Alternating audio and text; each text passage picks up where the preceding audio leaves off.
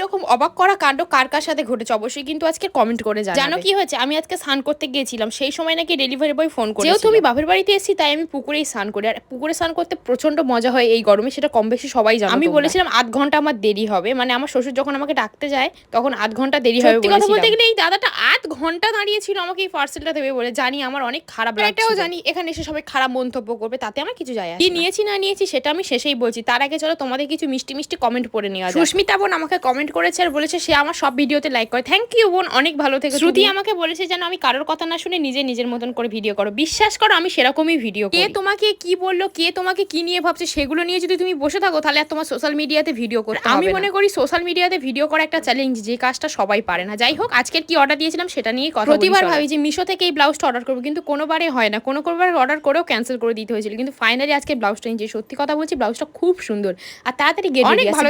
ততক্ষণ সবাই তোমরা